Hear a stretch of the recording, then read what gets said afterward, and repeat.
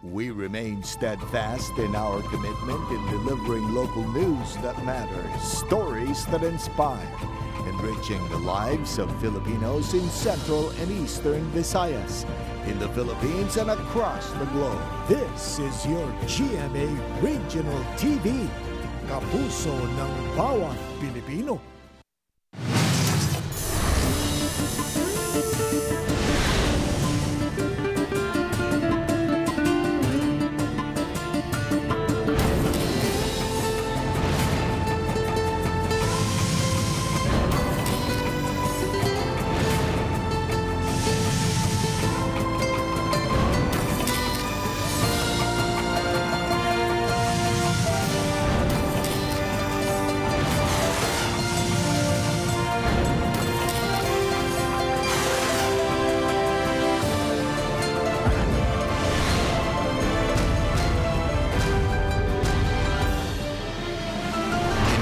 GMA Regional TV, Balitang Bisdak.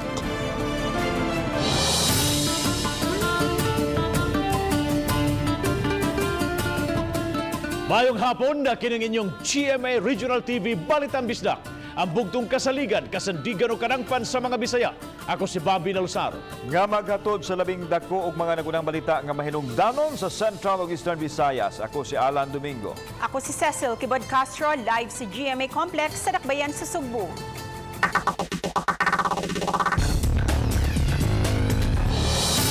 Pagpanglungkab sa konbento sa St. Joseph Parish sa Barangay Tabunok, Dakbayan sa Talisay, nahuli ka! Nahitabo ang pagpanlungkab kaganinang kadlawon. Nasairan nga tulo ka mga sospek ang mikuha sa alkansiya sa tulo ka mga trabahante sa parokya. Ang dugang detalye sa report ni Femery Dumabo.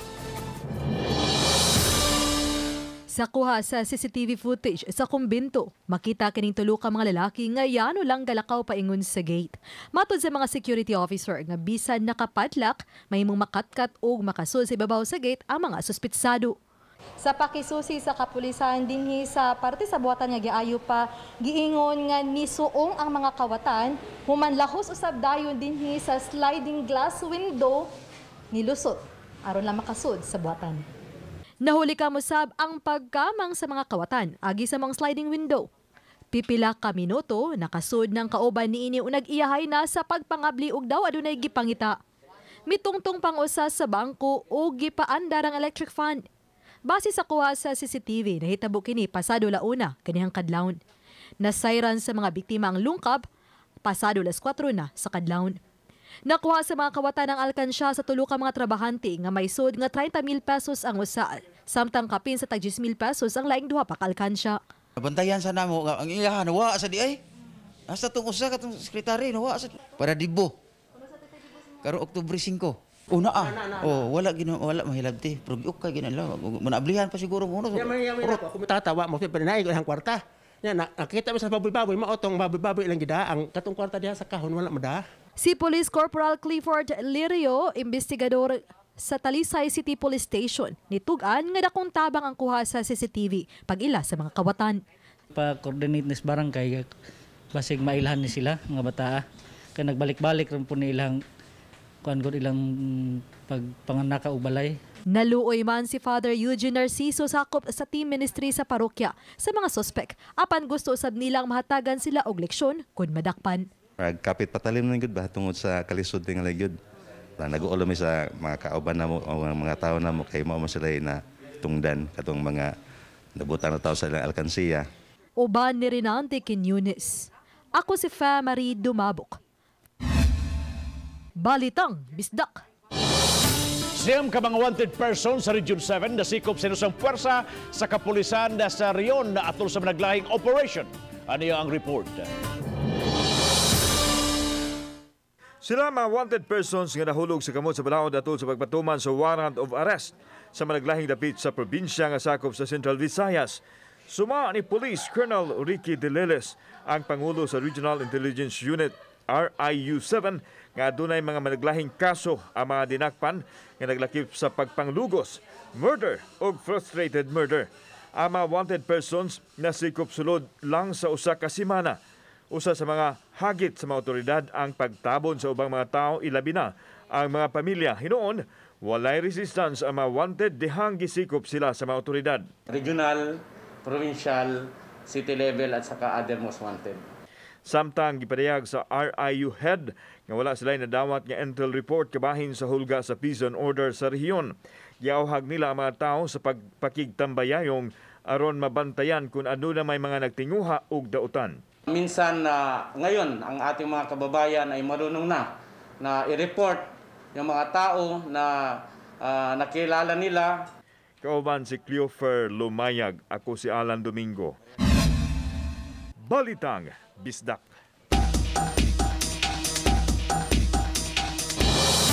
Nabalaka ang hipis sa contact tracing team sa Dakbayan sa Mandawi tungod sa pagdaghan sa mga kaso nga nagpositibo sa COVID-19 nga mga natakdan.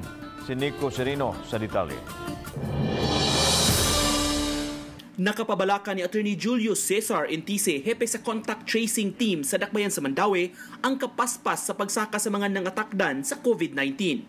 This belong in 3 adjacent households. The 30 individuals belong in 3 adjacent households, and out of the 30, 19 were positive.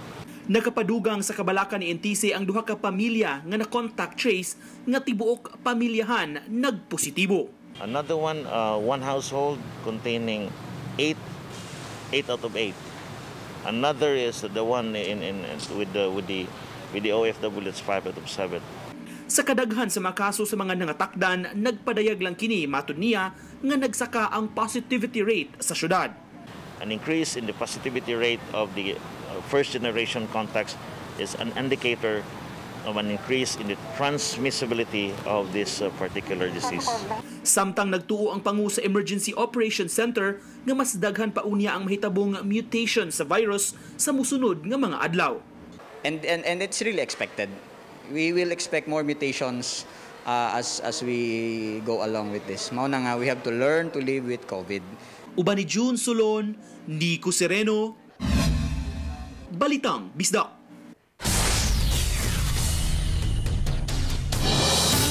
Tungod sa pandemya, daghan ang nawad-an ug panginabuhian apan ang nasinating kalisod naghatod usab og bag-ong kahigayunan sa uban nga makabangon. Sama niining magtiayon nga taga Maribago, Dakbayan sa Lapu-Lapu nga human mawadi og trabaho ang ilang haligi sa pamilya, nagnegosyo na karon og mga towel pots. Kini ang istorya sa pagbangon hatod ni Luan May Rondina.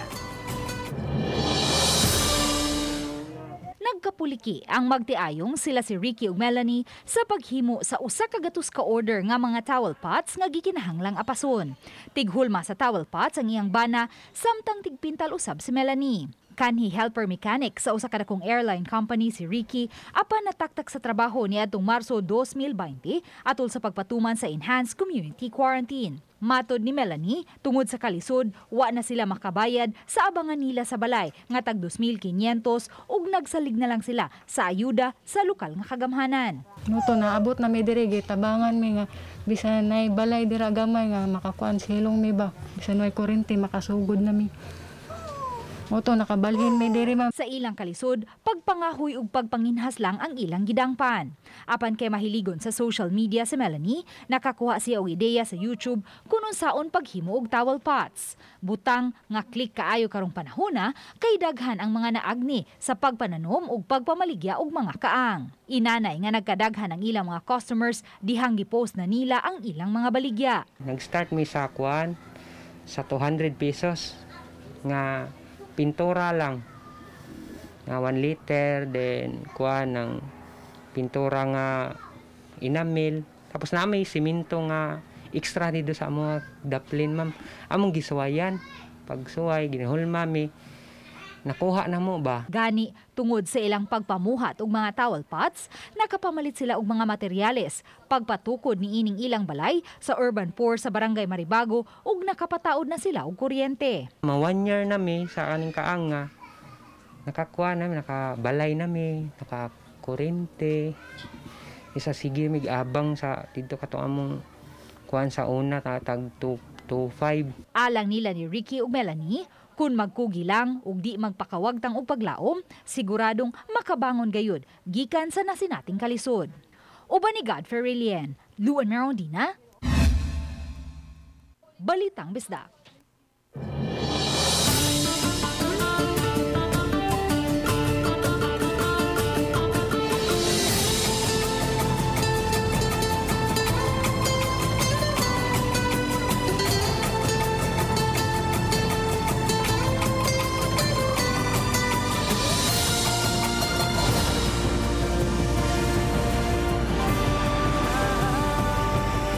ang GMA Regional TV Balitang Bisdak.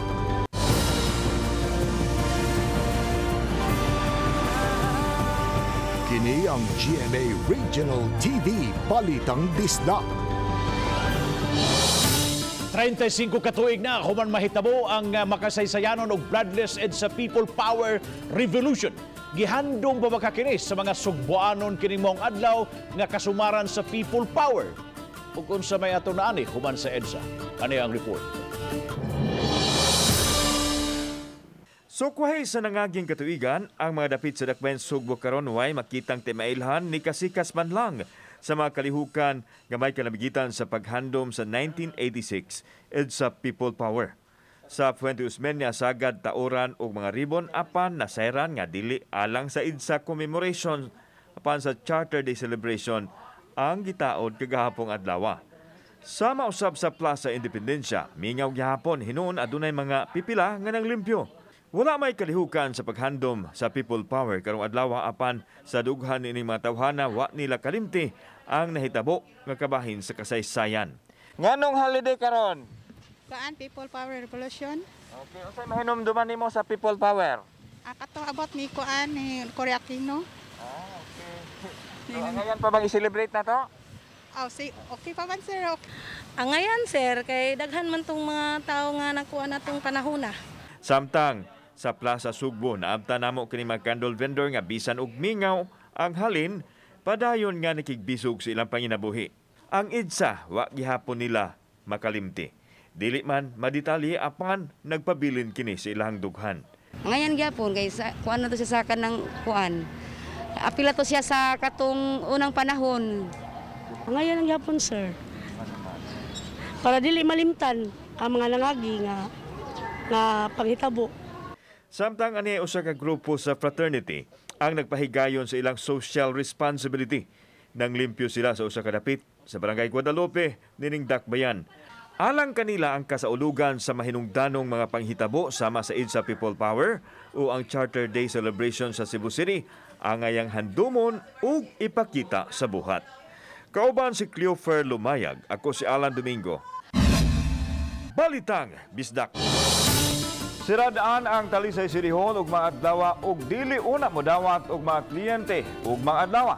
Sa post sa Talisay City Public Information Office sa ilang social media ilang gipahibaw nga magsugod ang pag-disinfect sa City Hall sugod karong adlaw ug mulungtad hangtod ugma adlawng Biyernes gihapon o gahapon sa hapon gipahibaw ni Talisay City Vice Mayor Alan Bukaw nga himuon ang pag-disinfect.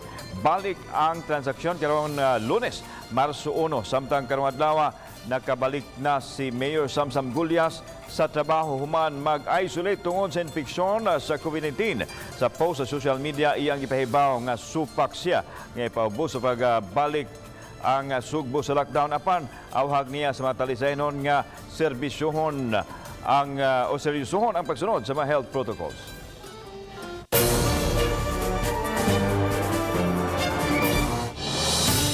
Level up kung makonsiderar kining pipila ka kadalanan sa Mandawi City nga aduna nay dedicated lanes alang sa mga bisikleta aron di masagol sa ubang mga sakyanan. Kumusta nakaha ang implementasyon sa Integrated Bike Lane Network sa maong dakbayan? Kini ang gitutukan sa RTV Presents ni Nico Sereno. Pipila lang kini sa mga disgrasya nga naglambigit sa mga bisikleta sa Mandawi City. Risgo ang pag-ipon sa mga siklista sa mga motorized vehicles, labi na sa mga dagkung sakyanan, maong dugay na nga gipanawagan sa lain-laing sektor ang pagbutang og bike lanes. Sa miaging tuig gisugdan sa Mandawi City ang pagpamintal sa outermost part sa mga kalsada aron mamahimo nga bike lanes. Gawa sa pavement marking ang DPWH karong bag-o mibutang nagyud og mga plastic bollards alang sa dedicated lanes exclusive sa mga bisikleta. Bag-uhay lang sab nga gisugdan ang pagbutang sa mga concrete delineator aron mas ma-establishar gyud ang mga bike lanes. Usa sa gibutangan sa plastic bollards o concrete delineator ang Dan AC Cortez nga gihangop sa mga siklista. Opa, may kasugat. Ani wala naman, dire-diretso naman ka. Ubo sa bike lane network, giila na sa syudad ang mga lugar nga butangan sa bike lane o unsa nga klase. Kining yellow nga linya sa mapa, sagol bollards o konkreto gyud ang ibutang. Samtang kining purple line, mga plastic bollards lang. Ug ang mga dapit sa green nga linya, pavement marking lang o pintal ang gibutang. Itong plano nung matagaan yung devoted bike lanes. Ngunit protected sila kay naamay mga kuan, no? So ang mga motorista makakuan sad sila nga that's for bikers only. Bana-bana sa City Hall, mga 60% na nga natapos kining Phase 1 sa Bike Lane Network Project. Kining maong proyekto giimplementar sa DPWH. Sa Phase 2 sa proyekto, magdugang og mga bike parking racks, ingon man mga bike repair stations, sama sa una nang namontar diha sa Barangay Sentro. Apan alang sa mga opisyales, ang proyekto nga nagtinguha nga mamahimong bike-friendly ang Mandaue, ma-integrate sa punta sa plano sa silingan nga mga local government units.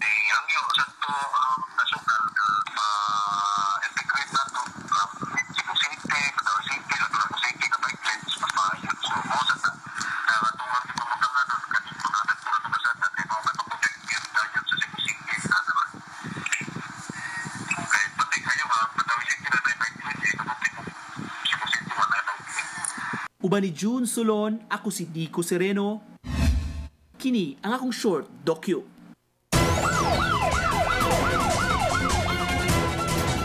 Pag-iskapo sa mga suspect sa pagpusil patay sa pango sa Muslim Affairs Office nakuhaan sa CCTV. Si Luan Mirondina adunay live report. May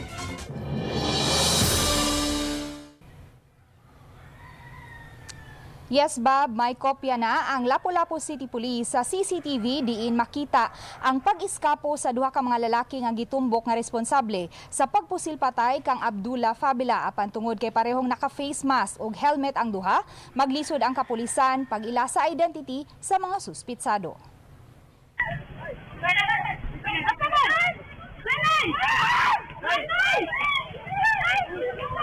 Sa kuha sa CCTV, alas 2:25 sa hapon niadtong Martes, makita nga nagdinaganay ang mga tao sa parking area sa City Hall human makadungog sa buto-buto sa armas. Ang babaeng naatlan haduol sa crime scene, diriyot miambak sa gitrabahong drainage project tungod sa karatol. Samtang ang duha ka mga suspitsado nga sakay sa ilang motorsiklo dali usab kaayong misibat. Ang patrol car sa Station 5 wa dayon makaapas tungod sa daghang mga sakyanan nga nakapark. Ang motorsiklo miikyas agi sa liyo sa City Hall apan wa na igkita kung asa kini milusot. Sa telephone interview, gibutyag ni Police Captain Ibert J. Samson, hepe sa Station 5, nga naglisod pa sila karon pagkuha sa identity sa mga suspitsado tungod kay parehong nakamask og helmet ang duha. Based po sa mga saksi, wa gid sila nakakuan sa nawong sa mga suspect.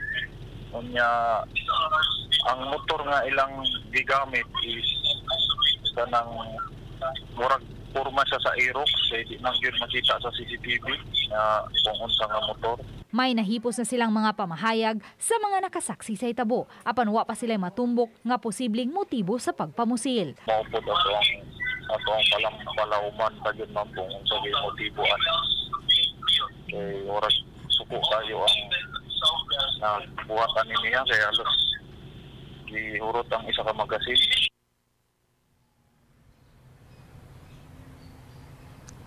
Bob, gawas sa pamahayag sa mga saksi, nakig-alayon usab karon ang Lapu-Lapu City Police sa Muslim community aron makakuha og dugang background sa biktima nga makaabag sa ilang investigasyon. Bob? Daghang salamat, Luan Mirondina, sa imong live report.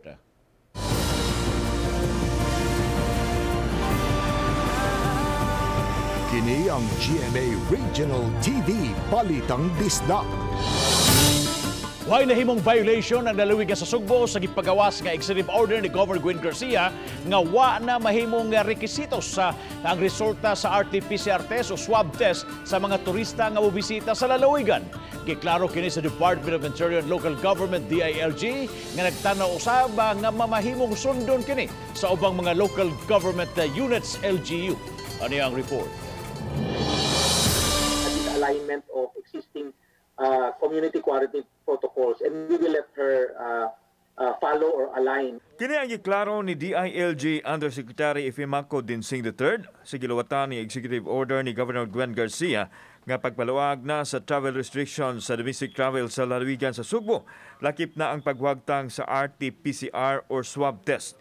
Matod ni Dinsing nga nahasubay sa omnibus guidelines sa IATF ang gipatumang protocol sa lalawigan sa Cebu. Gani, mamahimo kining sundugon sa ubang mga local government units nga gustong mo paluag sa ilahang travel restrictions.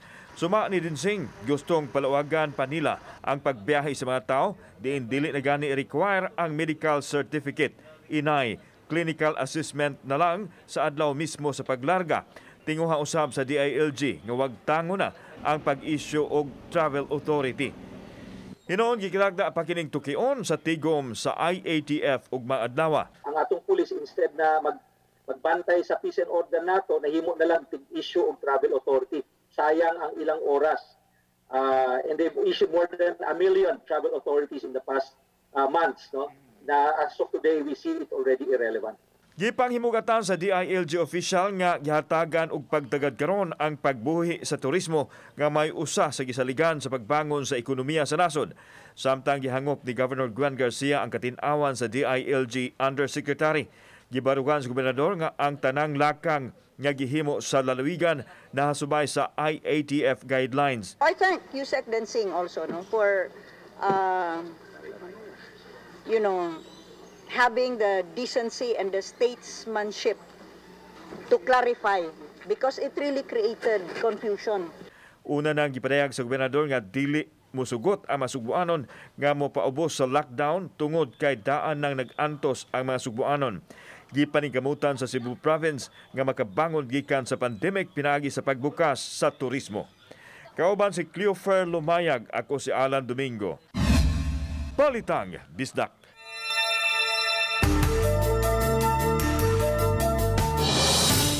Negatibo sa African Swine Fever o ASF ang mga samples sa giihaw nga baboy dinhi sa Sugbong nga gisusi sa Department of Agriculture samtang mga veterinarians gipabas sa training sa PCR testing alang sa pagdetect sa ESF.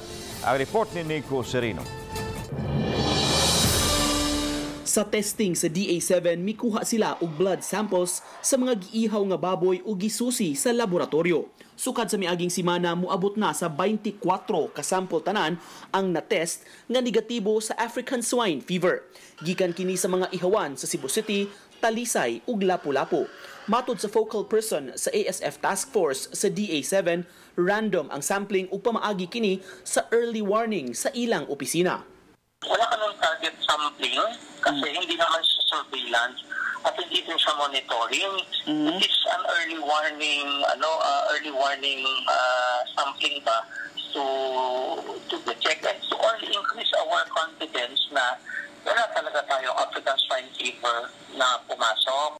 Base sa ASF zoning map sa Agriculture Department sa Tibok Pilipinas, makita ang mga lugar nga infected sa ASF o mga pula sa mapa. Ang Cebu ug Central Visayas anaagi hapon sa green zone, buot pasabot, ASF free. Kini karon ang hugot nga gibantayan aron di makasud sa Central Visayas ug aron di maapektuhan ug mapugos ang depopulation o pagpatay sa mga buhing baboy sa maapektuhan nga lugar. Hugot nga pag-monitor sa mga baboyan giawhag nila. Kung tunay gani observation nga naay baboy nga namatay, dili ng baboy gipatay. Kanang baboy nga namatay, ang procedure diha is manawag yung kadayon sa atong Provincial Vets Office. Aron ila dayon nang i-check o gusto ra ba ng pagkamatay. Dili ba na tungod sa hag cholera or kaha sa ASF. Samtang sa miaging simana, gipaubos sa training sa RT-PCR test ang mga veterinaryo sa Region 6, 7 ug 13. Katuyuan ini aron mabansay ang ilang kahibaw sa molecular laboratory aron ma-detect ang mga hulga sa agriculture industry sama na lang sa African Swine Fever nga hugot nga gibantayan karon sa mga probinsya. Uban ni June Solon, Nico Sereno, Balitang Bisdak.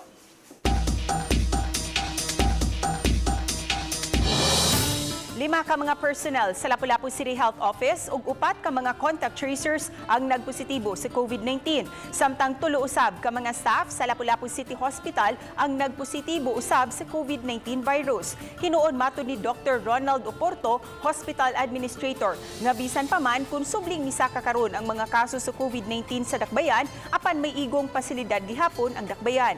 Gani sa pagkakaroon, giandam na ang medical facility sa Hope's Dome aron dito ibalhin ang mga symptomatic patients sa Lapu-Lapu City Hospital nga na-stabilize na ang ilang kondisyon. Hepe sa City Intelligence Unit sa Lapu-Lapu City Police Office nakadaig sa pagtahan sa giulagway nga usa ka drug personality sa Barangay Gunob. Mato ni Police Major Joey Bicoy nga kanhi sakop sa Philippine Air Force si Renato Macayana. Apan nag-awol kini, nahimo kining subject sa ilang buy-bust operation apan naka-eskapo. Ang RTV Balitang Bisdak pinaagi kang Anchor Bobby Nalzaro nahimong taytayan sa pagtahan ni Macayana inabagan sa presensya ni Mayor Jonard Ahong Chan. Nalipay mi sir, ma'am, nga kanang nag-surrender tungod kay at least maatubang niya ang iyang kaso and kulangan po ang mga wanted person. Nakahanay na ang seguridad nga ipatuman sa kapulisan sa dakbayan sa Cebu alang sa umaabot nga 500-year celebration of Christianity. Kapin sa 400 kapulis ang ipakatap atol sa mga kalihukan nga buksan Abril 4 hangtod sa petsa 27. Hinuon mag-agad ang Cebu City Police Office sa final protocol nga masabutan sa Archdiocese nga maaprubahan usab sa IATF. Subsob ang monitoring sa mga sakop sa Mandawi City Enforcement Unit sa mga bay patigayon kung may patuman ba sa health protocols. Mato ni Ernesto Bongo, Operations Head, nga usa sa taha sa ilang buhatan mao ang pagsiguro nga misunod ang mga establishmento sa minimum health protocol. Iyang gipahibaw nga nahurot-hurot na nilag susi ang establishments nga nahimutang sa dakbayan. Hinuon way nasugatan nga mga nakalapas.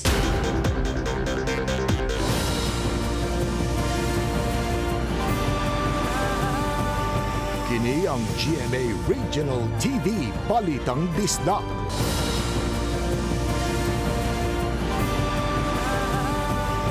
Kini ang GMA Regional TV Balitang Bisdak.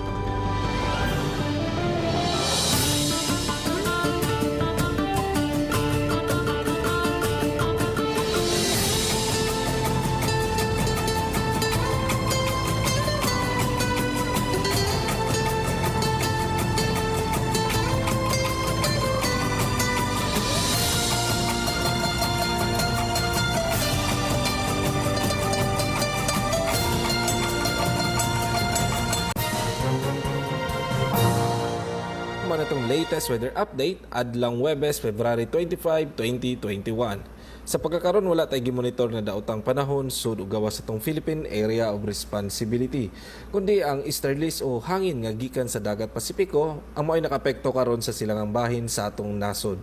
Wa nga atong forecast ang Metro Cebu lakip na ang probinsya sa Sugbo ug ang kinatibuk ang Kabisayaan, Occidental Mindoro ug Palawan lakip na ang Kalayan Group of Islands makasinatig generally fair weather condition o maayong tempo sa panahon ug gano na gihapoy kahigayunan aning mga isolated na mga pag-uwan mugna kini sa mga localized na pagpanugdog ug kilat ingon man sa easterlies. Ug para sa atong dugang na detalye, bisita atong social media accounts, ingon man ang atong official website. Ug mao na atong weather update gikan diri sa Botan sa Mactan sa Pag-asa Visayas DOST kini si Enzo Puerto.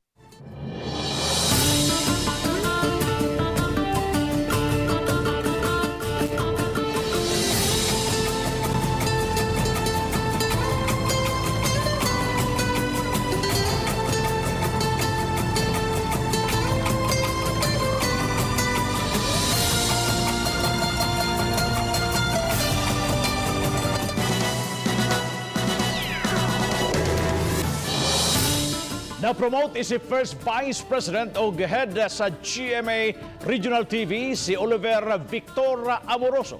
Ano yung report? Gikan sa labing dako ug nag-una nga television network sa nasod na promote isip first vice president ug head sa GMA Regional TV and Synergy si Oliver Victor Beltran Amoroso. Importante ang papel ni Amoroso aron mapaduol ang nag-unang broadcast network sa nagkadiyang rehiyon sa nasod.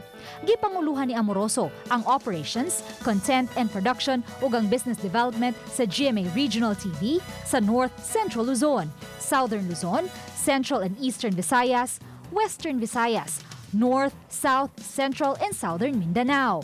Siya usab ang nagpaluyo sa mga award-winning local newscast ug morning show sa nagkadiyang bahin sa rehiyon. Ubos sa iyang liderato, nakuha sa GMA Regional TV ang mga pasidungog isip Best Regional TV Network sa Platinum Stallion Media Awards sugod niadtong 2017 hangtod 2020. ug Most Development-Oriented TV Station sa Gandingan 2018, the 12th UPLB Iskot Iska Multimedia Awards. Taliwa sa pandemya, giila si Amoroso isip distinct member sa Armed Forces of the Philippines Health Service Command Transformation Roadmap Multi-Sector Advisory Board. Si Amoroso usab ang nangong sa GMA Synergy, ang grupo nga in charge sa sports partnership and production sa GMA Network. Apil na niini ang coverage sa gikahinaman nga National Collegiate Athletics Association o NCAA. Gikan sa tibok puwersa sa GMA Regional TV, congratulations Sir Oli. Luwad na ron na, Balitang Bisdak. Mayong hapon sa tuwag kapuso diya sa lalawigan si Quijor, Bohol, Negros Oriental, Samar ug Leyte provinces sa amping mo kanunay balik trabaho na ug mag-adlaw mga kapuso. Daghang salamat sa mga kapuso nato. Apil lang na sa gawa sa nasod nga nagisayod sa mga dagko ug mga nagunang balita sa rehiyon. Ako si Alan Domingo.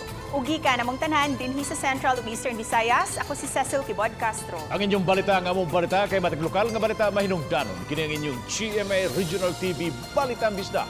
Buong puso para sa Pilipino. Ako si Bambi Nalosaro ug maayong hapon mga kapuso.